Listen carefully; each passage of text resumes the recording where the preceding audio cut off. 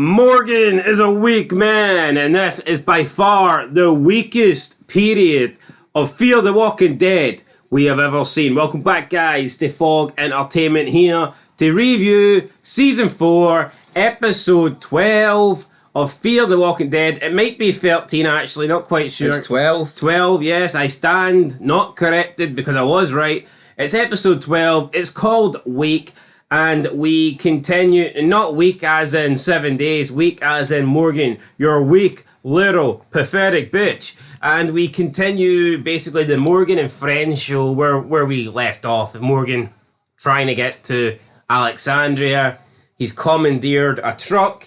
He's commandeered the twins, the brother and sister, even though one's white, one's black. He's got Jimbo who can make some beer. He's looking to try and recruit Alicia, not Alicia, well, he is trying to get Alicia, but he's already got Althea and Laura, or June. I mean, she's got so many names. Well, to be fair, that's this episode, alright? Althea and June are on their way to Morgan. So let's just take a wee deep breath and go back to the start of this episode and see what happened, right? Althea takes no well. Oh no. Alright, so Althea's sick. She's dying. It looks like she's going to pass out, die, keel over, turn into a walker. June, desperate to save her. They're at the side of the road and they hear gunfire. So Althea is like, that's my truck. That's my truck. You gotta go. It's close. You gotta go find it. June says, nah, I'm not. I can't leave you. I need to stay with you. Althea says the medicine that she needs is on that truck. So June, like the gullible bastard that she is, goes to try and get the medicine. She tracks down the truck. There's a guy in the truck. He gets June held at gunpoint. June manages to overcome this guy.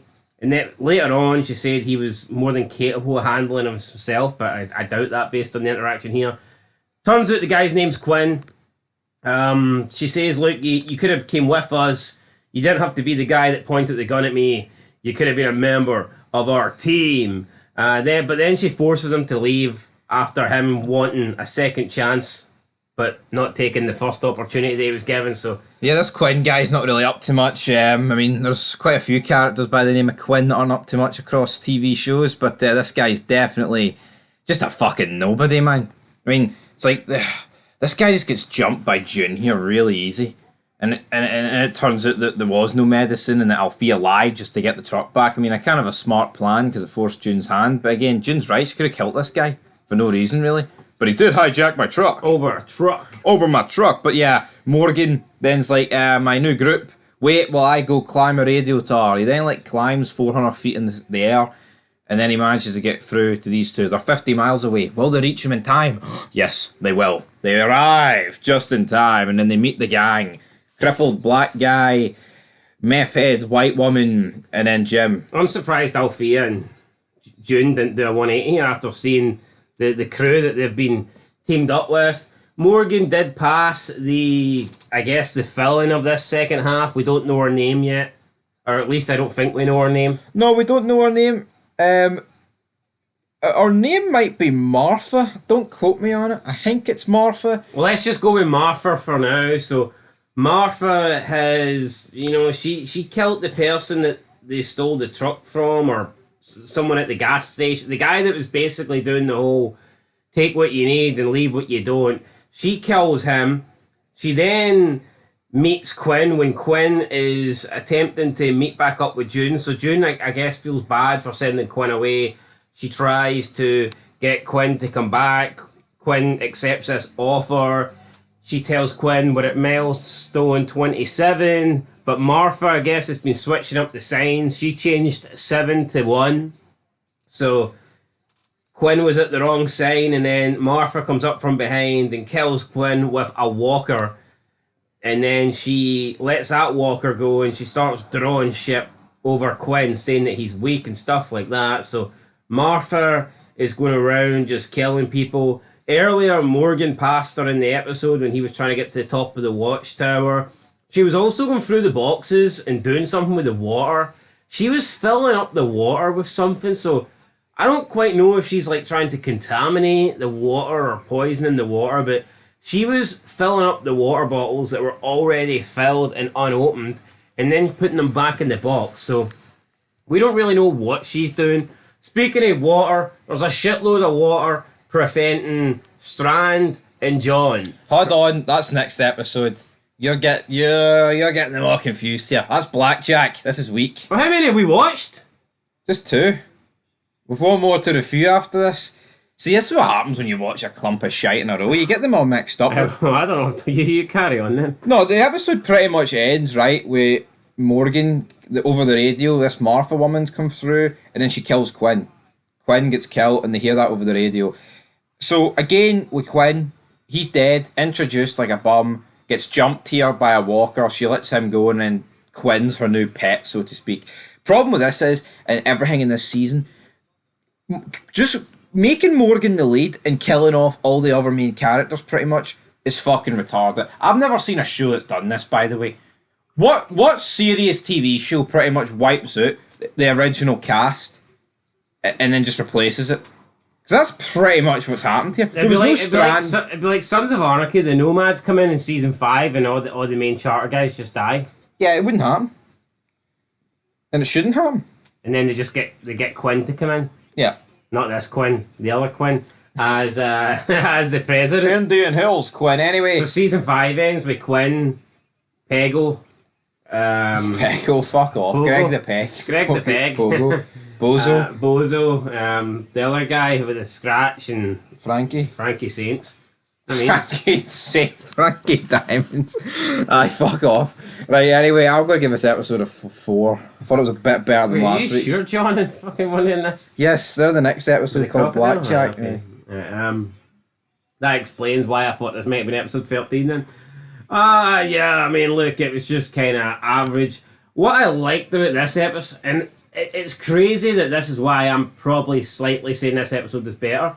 The fact that it wasn't solely a Morgan episode, I'm actually praising the fact that June was in it, and Althea was in it, and some guy called Quinn was in it, because the fact that they were in it means you get less Morgan by default.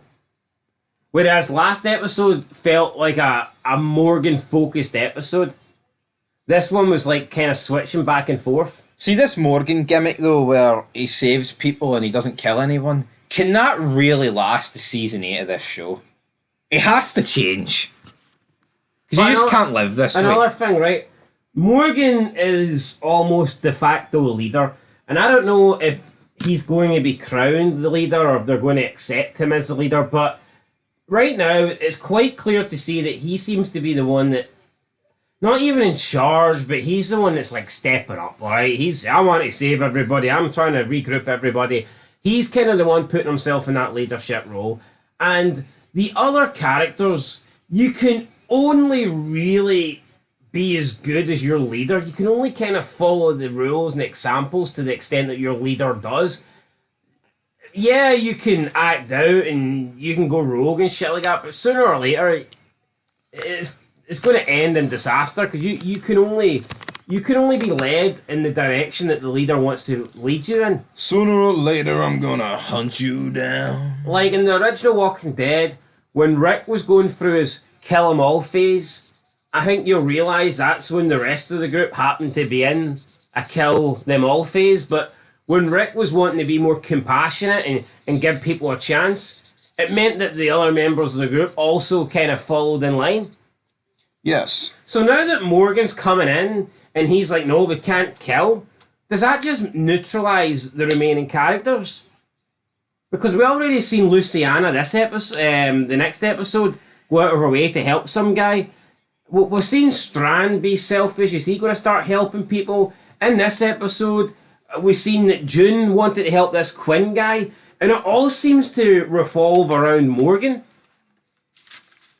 We've seen in the previous episode that Alicia ends up helping Charlie. Now, you can claim that's because of Madison. But I just don't think it works when the leader of the group is a guy that just doesn't want to kill. He refuses to kill, even bad people. Like, I think that limits what the overall group can do. No, you're right. And it's why it's just, you've got this wheelchair group and twins and whatever. It's like Sons of Anarchy. Flip-flopping them. You can only really do what the president wants you to do. If the president's an absolute shitebag and refuses to spill blood, then it's hard to spill blood. Yes. I mean, I guess in that you've got a vote. That's more of a democracy. As Rick said, this isn't a democracy. This is dictatorship. But you get my point. No, I do get just the don't point. see how it's going to work going forward when Morgan, we can't kill him. We have to protect them. We have to save them. We have to rescue them. We have to do all this. It's a bit lame. It's a bit bland. It's a bit cookie cutter. It just doesn't make any sense to me why Morgan would want... How can Morgan go from seeing red and killing absolutely everybody to this character that, oh man, we must protect them, we must save them? It's actually mental to think that Morgan and Eastman episode in this timeline happened fucking years ago. Yep, but if you want to stay tuned on this channel, Season 6 of The Walking Dead, I'm going to predict around mid-August. Don't know why I'm feeling mid-August, but yeah, I'm feeling fall. Summertime, buddy. Summertime blues. Anyway, 4 out of 10 for me. What are you giving it? I'll give it 4 as well. 4 out of 10. Let's go.